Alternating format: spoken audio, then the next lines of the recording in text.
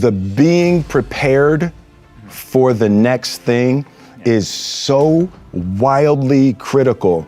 I think life in general is rise and fall. Everything is rise and fall. And there's been a couple times in my life where I got caught holding on to the last wave while it's dying. You've got to be, when you're grabbing that first one and you're holding it, it's going to be there, it's fantastic, but you got to know that you're going to have to let go at some point, because the same thing that saved your life, if you hang on, it'll kill you. Taking responsibility, accepting responsibility is not an admission of guilt. You're not admitting that you're at fault. Taking responsibility is a recognition of the power that you seize when you stop blaming people. It's not like you're letting somebody who wronged you off the hook. Like, taking responsibility is an act of emotional self-defense. Taking responsibility is taking your power back. The thing is, and when I started, I had all these grand ambitions of what I wanted to be and what I wanted to do, and I want to be the biggest movie star in the world. So I studied that and I worked out and I got my body crazy and I did, just got my head around doing everything I could do to be the biggest movie star in the world, and then I had a taste of that, and I realized that even though I had achieved all those things, on the inside, I was still that same insecure little boy that was trying to prove something, to girls that had cheated and to my father and all of that. And that you can't achieve your way out of your, childhood wounds and traumas. You can't fake it. You can't fake it, right? So then I made the shift. And what I realized is that the only sustainable mission throughout your whole existence is to improve lives. And as soon as I made the shift in my mind from trying to be big and trying to have money and trying to be popular to making sure that I improved lives every step of the way on this earth, then all of a sudden I started experiencing healing, and Alfonso was one of those people that was right there with me, making that transition from product and winning to love and people. It's like everybody was sitting at home looking at their devices, right? When what felt like a new atrocity to some people, but was happening over and over again for African Americans. And for this to happen in this time for the whole world to see what we've been saying for hundreds of years. Yes. My grandmother taught me to try to be thankful for these times and these opportunities, to try to be thankful for your pain, and we are in a circumstance that we've never been before. The entire globe has stood up and said to the African American people, we see you and we hear you. How can we help? We've never been there before. I've never seen myself as particularly talented. Where I excel is I'm willing to die in the process of acquiring skill. I look at the world through a lens of comedy, right? So my natural reaction is always, no matter when something happens, and I can't even help it, it's why is that funny? My children, the most important thing is that they be encouraged to fully and thoroughly be themselves. It's funny, I learned a really valuable lesson in this, right? Because the network wanted to do one more season of The Fresh Prince. And I remember I was considering I was going to do one more season of The Fresh Prince, and we'd done an episode or something with John Amos. Okay. And John Amos came to me, he said, hey man, listen. He's like, don't overstay your welcome on TV. He was like, you're doing great stuff. He's like, you do not want to get canceled in the middle of a season.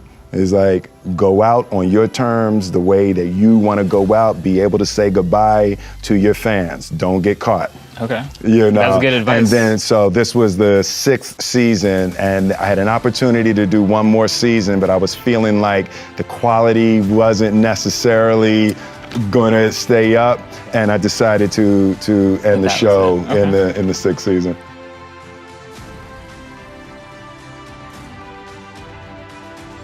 One of the most critical for me, and you know, it was 1986, and Girls Ain't Nothing But Trouble came out in June. So I had a record out a month before I graduated from high school. Right, so first song, it was pretty much just in Philly and you know, DC, Jersey. It hadn't expanded yet, but it was time for me to start applying to college, and you know, my mother is a serious you know, educational disciplinarian. It's like education was everything for her, and she could tell that I was kind of feeling like maybe I didn't want to go to college. And, you know, she told me that, you know, if I didn't go to college, that I was throwing my life away. And it's like, I understood what she was saying, but that just wasn't true for me. You know, that wasn't true for me at the time. And I wanted to take a shot at my art. I wanted to take a shot at the music. And, you know, so my father convinced my mother that I would have a year. They would give me a year where I would be able to pursue the music. And then if in a year I hadn't made anything happen, that I would go back to college. And in that year, we were nominated and we won the first Grammy ever given. You know? That's a hell of a 365. You know? For me, it comes down to, you know, after you get beyond the rage is justified under oppression. It also can be really dangerous. You got to be careful not to be consumed by your own rage. You know, and that's something that I've worked really hard on. And what I loved about the peaceful protests, it's like peaceful protests put up a mirror to the demonic imagery of your oppressor. And the more still you are in your peaceful protest, the more clear the mirror is to the oppressor for the world to see and for them to see themselves. You know, so I was really encouraged by how powerfully this generation was able to hold that mirror. Separation of talent and skill is one of the greatest misunderstood concepts for people who are trying to excel, who have dreams that want to do things. Talent you have naturally. Skill is only developed by hours and hours and hours of beating on your craft. And, you know, for me, I feel like I have a relationship with the audience. They agree that they're going to go in droves, and I agree that every time they go, it's going to be better than the last time. So I think that's part of the relationship, and I'm going to hold up my part as long as they keep holding up theirs. I think that the important thing is there's one relationship that you have to maintain, and that's the one with you, right? And it's like, if you're not loving you, if you're not taking care of you, everything and everybody is second to you taking care of you.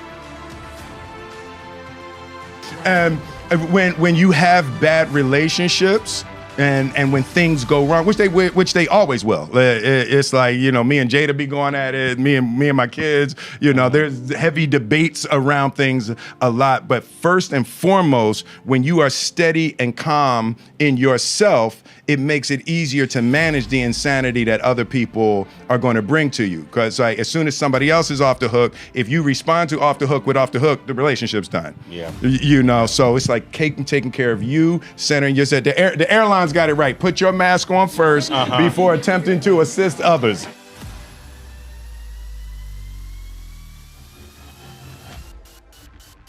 I'm curious if it lets you, I think the obvious answer is yes, but like you're expressing your own ideas and thoughts more often than if you're being directed. Does that make sense? Yes, absolutely. And because it's not really directed per se, it's sort of half capturing real life. I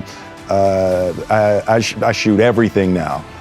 So what I find is it makes me explore and experience in ways that I wouldn't have if I wasn't going to shoot it. Right. We get into cities, we get into, Seoul, Korea, and I'm exhausted. But I know MLMA is doing something, so I want to go down. It actually makes me get out of the bed and go and explore and experience and meet people. Even this time with you and doing this press conference at the YouTube space, it's like it's an opportunity. I wanted to meet with you. I wanted to sit with you. I wanted to hear what you think. It's like it jogs that creative beast inside of me.